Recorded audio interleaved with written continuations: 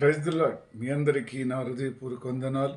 మీరందరూ సంతోషంగా ఆనందంగా ఒక్కొక్క దినం మన తండ్రి ఈ 2025 సంవత్సరంలో జనవరి నెలలో మనలను నడిపిస్తుండగా ఆయన నామాన్ని బట్టి ఆయన కనికరం గల దేవుడని మనల్ని కనికరిస్తున్నాడు.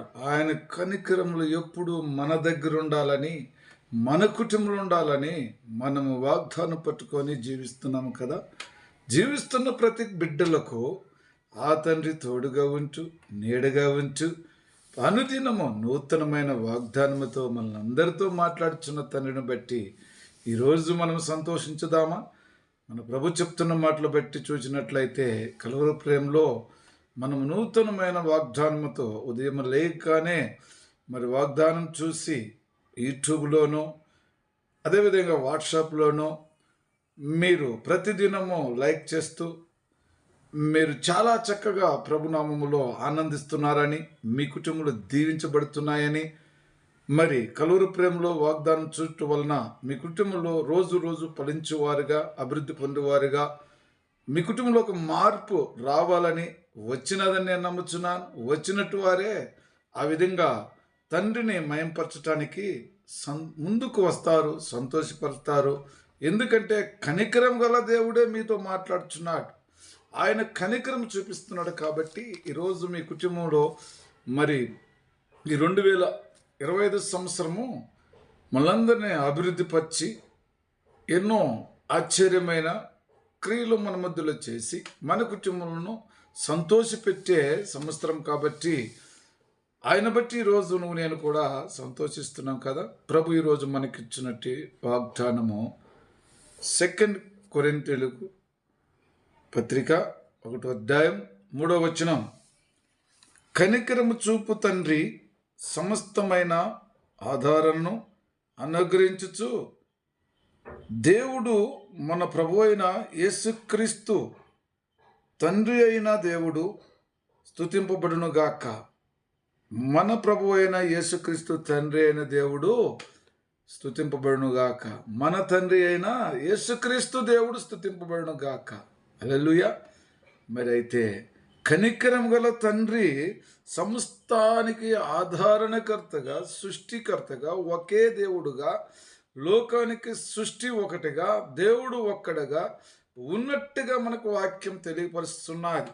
ఆయన కనికరం చూపు తండ్రి. ఎందుకంటే సృష్టి రెండు లేదు, సృష్టి ఒకటే ఉన్నది, తండ్రి ఒకడే ఉన్నాడు. అయితే మనం కూడా ఒకరినొకరము కనికరం కలిగి మరి లోకములో బ్రతకాలని, మన ప్రభు సమాధానముతో ఉండాలని మనలను ప్రేమిస్తున్నాడు, మనకు బోధన చెప్పి ఉన్నాడు. అయితే ధర్మశాస్త్రములో నడిచినట్టి ప్రతి ఒక్కటి కూడా నెరవేర్చకపోతే యేసుక్రీస్తు తండ్రి అయిన మన యేసయ్యను ఈ లోకానికి పంపించి ఆయన అంటున్నాడు, క్రీస్తును స్తుతించుడి. క్రీస్తును స్తుతించినట్లయితే తండ్రిని స్తుతించినట్లు, తండ్రిని స్తుతించినట్లయితే క్రీస్తును స్తుతించినట్లు. ఇది కనిక్రమ గల దేవుని యొక్క ఆలోచనే. భూమి మీద దేవుడు ఒక్కడే అని చెప్పినప్పుడు మనందరము అనేక రకాలుగా ఆయన స్తుతిస్తున్నాం. అనేక రకాలుగా సంఘాలలో అనేక రకాలుగా బోధన లేదు, కానీ ఒకే బోధన, ఒకే దేవుడు, ఒకే యేసయ్య, ఒకే తండ్రి, మనకు సృష్టి ఒకటని ఇక్కడ క్లియర్గా చెప్తున్నాడు కదా. అయితే ఈరోజు వాగ్దానం చూస్తున్న ప్రతి కుటుంబంలో ఒకే దేవుని ప్రేమిస్తున్నారా, లేక 2-3 దేవుని మనం ప్రేమించి ఉంటున్నామా? అయితే కనికరం వల్ల దేవుడు చెప్తున్నాడు, నేను ఒక్కడినే, నేను తప్ప మరి ఒక్కడు మీకు లేడు అని చెప్పిన మాట నమ్మి సూచించిన ప్రతి కుటుంబంలో అద్భుతములు, ఆశ్చర్యకరములు నడచటానికి ఇంకా ప్రభు మీకు సెలవిచ్చున్నాడు. మీరు ఇంకా రక్షణ లేక ఉన్నట్లయితే మీరు ఎన్ని దేవుని ప్రార్థించున్నారయ్యా? ఒక్క దేవుడితో ప్రార్థన చేసి కనికరించిన దేవునితో ఉన్నట్లయితే త్వరగా మారు మనసు పొంది రక్షణ పొందుకోండి.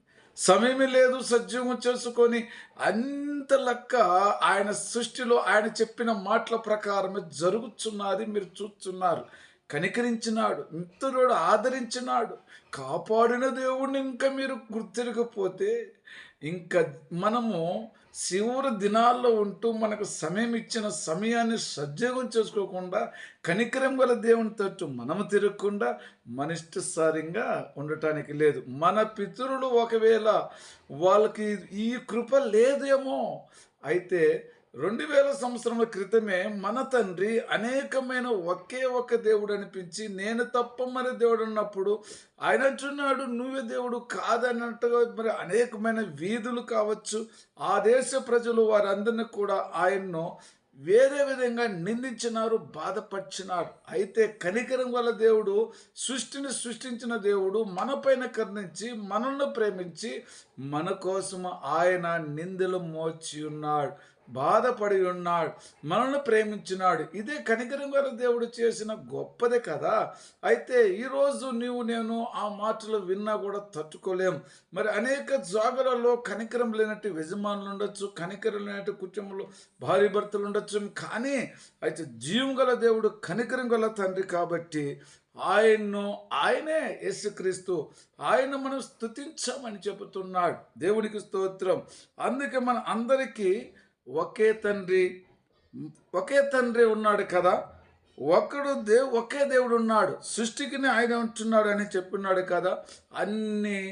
అన్ని విషయంలో కూడా ప్రభువే ఆయనే అనుభవించి మనల్ని కనికరంతో ప్రేమించిన గొప్ప దేవుని బట్టి ఈరోజు అంటున్నాడు నీవు నూతనమైన స్వభావం కలిగి జీవించాలని, పాతయని గద్దించిపోవాలని మన ప్రభు మనల్ని కోరుకుంటూ కనికరం చూపించినందుకు ఆ తండ్రిని ఈరోజు మనం ప్రార్థించగలుగుతున్నాం, వాగ్దానం చూడగలుగుతున్నాం. దేవునికి స్తోత్రం. మరి సమయంలో ప్రార్థన చేసుకుందాం. ప్రేమ కృపాజ్యం గల తండ్రి, పరిశుద్ధుడా, మమ్మల్ని కనికరించి ఆదరించి నూతనంగా తండ్రి మమ్మల్ని అందరినీ తండ్రి మరి మంచి పరిస్థితుల్లో చేసుకొచ్చినందుకు స్తోత్రం నాయనా. నూతనమైన